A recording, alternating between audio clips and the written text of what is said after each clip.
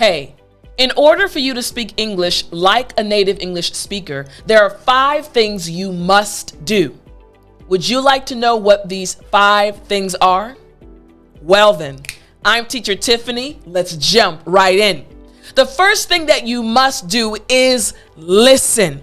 But you specifically need to listen to real English conversations. This is something that I emphasize all the time with my English students. You see, you can watch a video where the individuals are speaking in English, where they're teaching you new things, like this video.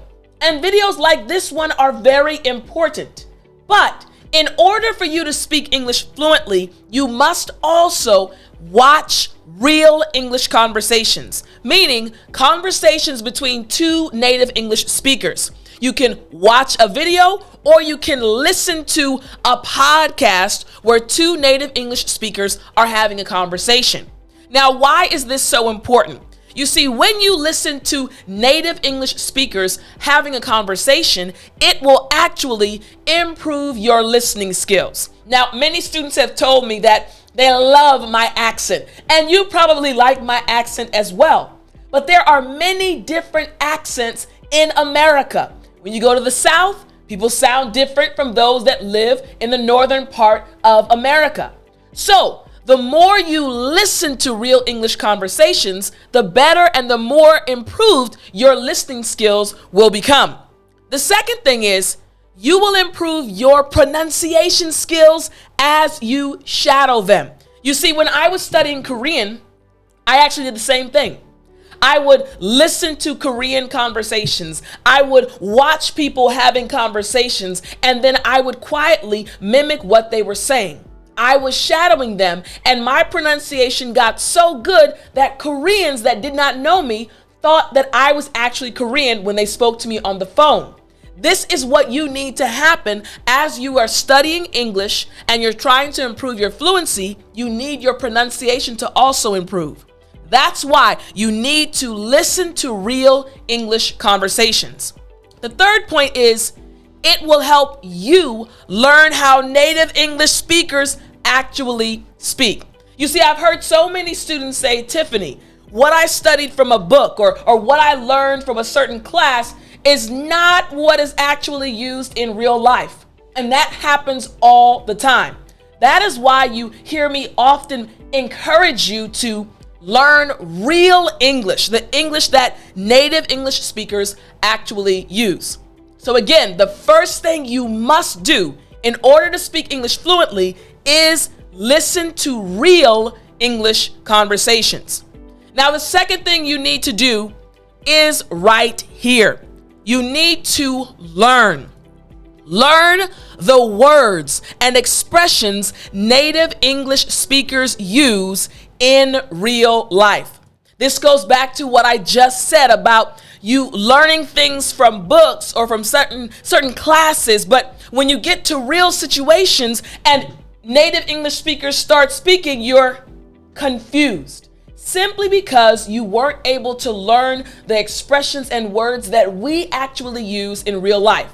So again, you must learn the words and expressions used in real life. So let me explain. First, this will help you understand the words and expressions faster because you'll know the context. Again, remember the first thing you had to do was listen to real English conversations. Well, now when you're learning the words and expressions that are used in real life, suddenly you won't be as frustrated because you'll know how to use them properly because you heard them from a real conversation or you watched 2 native English speakers use them in a real situation, and you'll have the context.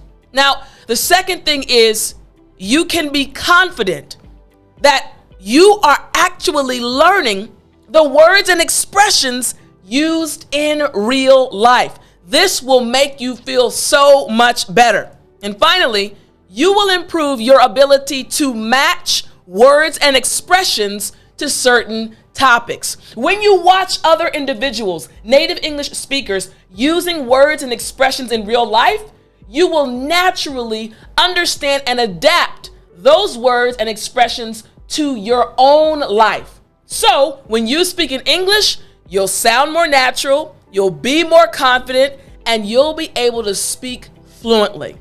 That's number 2. Now, the third thing you must do is analyze English conversations. This is something you must do. So we already had learning words and expressions in real life. Again, you must analyze English conversations. Now, this is something that can be a little tricky in the beginning. You see, when you're analyzing English conversations, you literally have to break down what the individuals are saying. Now, this will help you improve your ability to think in English. For example, as you're watching an English conversation or listening to two individuals have a conversation in English, you will start to recognize, oh wait, she asked a question and he responded by telling a story. You guys know how much I love to tell stories. Story time, right? So again, you're listening to the conversations and trying to find those points within the conversation where something happens. Wait, she told a story and then he gave a reason, or he gave a detail, or some other supporting piece of information. So when you're analyzing the conversation, it will actually help you think in English. The second thing is you will improve your ability to give a more fluent English response. That's right. The more you analyze the way that native English speakers actually speak, it will help you. You will improve. The more you analyze, the more you will improve. This is something that I've seen happen to so many of my students. Now, the other thing is right here. When you analyze a conversation, it will help you learn how to have a natural English conversation. The more you watch native English speakers, the more you will improve, and your skills, your ability to speak English fluently will also improve. So again, number 3, you need to analyze English conversations. Now, I want to get to step number 4, but I want to let you know this. What I'm teaching is actually found in my course. You can go to EnglishFluencyPlan.com. Many students are following these 5 steps, and they are really improving. So you can join us. Go to EnglishFluencyPlan.com. Now, the fourth thing you must do, the fourth thing is apply what you learn immediately. Notice I said immediately. This is something that I have found many English learners do. They'll learn something and they'll put a lot of information in, but they won't give themselves an opportunity to use what they've learned. So that's why I say apply what you learn immediately. When you learn a new word, use it immediately. So here are the tips that I want you to remember related to this step and this point. You will start recognizing what you need to work on faster. When you apply what you learn fast and immediately, you'll see, oh man, I made that mistake. I need to work on that. It will help you improve faster. This will also help you gain more confidence in your English skills. Just try. Don't be afraid to make mistakes. And finally, it will help you see how much you are improving. That is when your confidence in yourself will continue to grow. So number 4, apply what you learn immediately. Don't wait. Now, the 5th thing you must do, this is something I want you to pay attention to. Every single day, you must speak English. That's right. Every single day. In order for you to speak English fluently, you must give yourself an opportunity to practice what you've learned. You're thinking in English. You're speaking in English every single day, even if you have to talk to yourself. That's okay, but you need to speak to yourself and you need to speak English every single day. The first thing that will happen, your confidence in your English speaking ability will increase faster. Your confidence will grow as you see yourself improving. The second thing, every once in a while I choose to leave these hiccups in the videos just to show you all that your teacher is human as well. So I'm going to leave it here. Here we go. Number 2, you will improve your pronunciation. That's right. The more you speak, the more your pronunciation will also improve.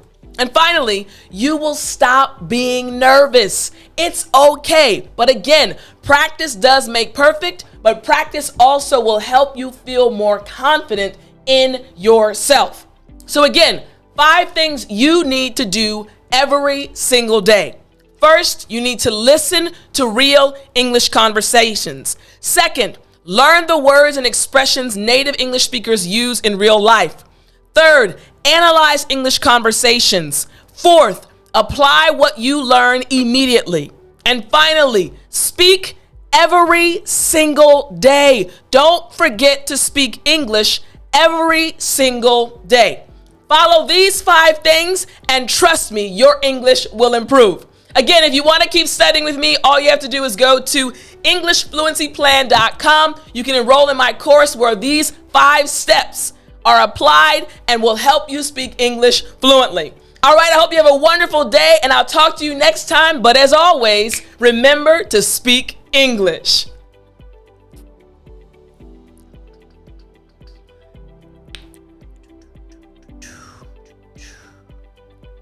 You still there?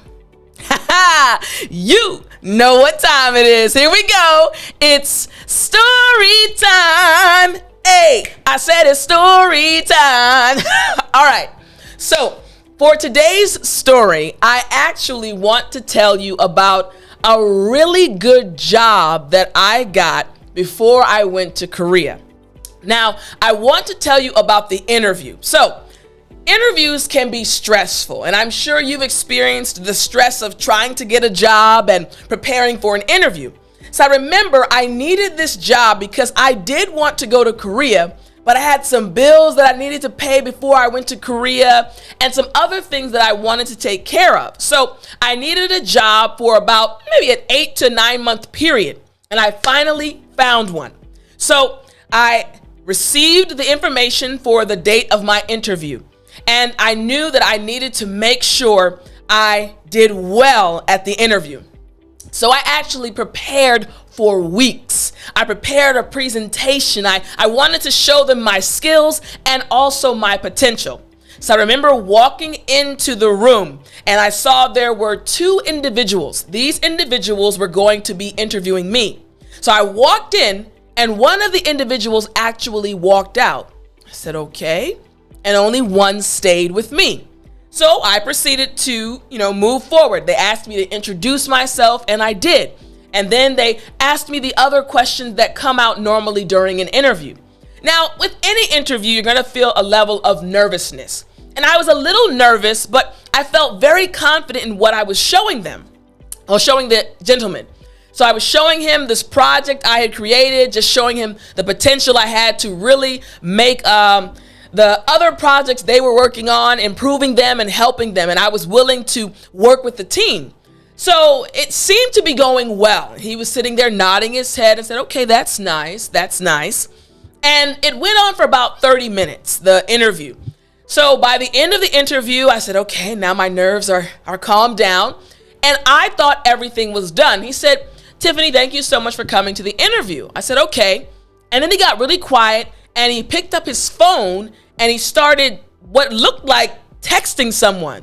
I said, this is odd. I think I'm still in an interview. I didn't say anything though. And then he said, Tiffani, I need you to meet someone else. So I said, uh-oh. I didn't know if maybe what I said was not good enough and he needed someone else to check me as a potential employee. I said, oh, okay. And he went back and got the previous woman, the woman that had been there at the beginning.